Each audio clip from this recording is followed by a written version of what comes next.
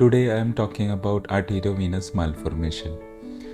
What are arteriovenous malformation? These are abnormal connection between the artery and the vein inside the brain. They can also be seen in other parts of the body like the leg, the abdomen or any other organs in our body.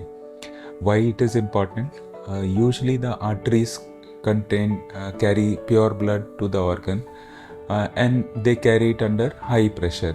The veins drain the blood from impure blood from the organ back to the heart and the lungs for purification, and this blood is carried in a very low pressure.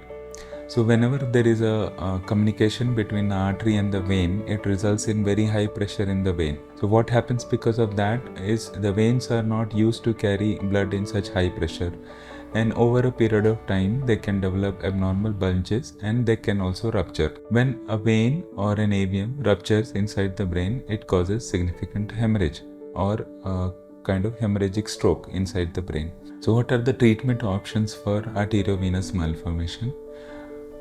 Usually there are three main treatment options for arteriovenous malformation. More widely available is the surgery, where with the open surgery, this abnormal connection of the artery and the vein is separated from the rest of the tissue and it is taken out. The second form of treatment is known as stereotactic radiosurgery, where a very high focused radiation is delivered onto this connection with care to preserve the rest of the brain. This is used when other treatment modalities are not feasible or not considered safe. And the third treatment modality is endovascular embolization. What we do in this procedure is we take a small tubes through the leg artery or the artery in the wrist, reach the site of these abnormal connections and inject liquid agents which go inside and spread like a lava, molten lava, inside these abnormal connections and occluding it.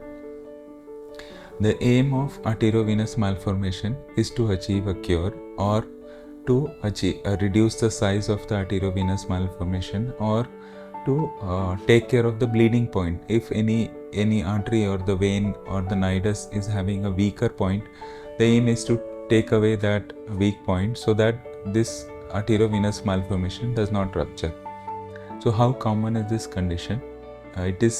In community it is prevalent anywhere between 2 to 4 individuals may have per 1 lakh population. What are the chances of bleeding of arteriovenous malformation in the lifetime? The chance of bleeding of arteriovenous malformation, if somebody has it, is around 1 to 2%. Once the arteriovenous malformation bleeds, there is high risk early following the first bleed, and over a period of time this bleed the chance of bleed come back to the baseline of 1 to 2%. But in case of angiography showing any abnormal weak areas, they have a higher risk of bleeding. So if somebody has arteriovenous malformation, it is recommended to have an angiogram so that it can be better understood and then a treatment can be planned.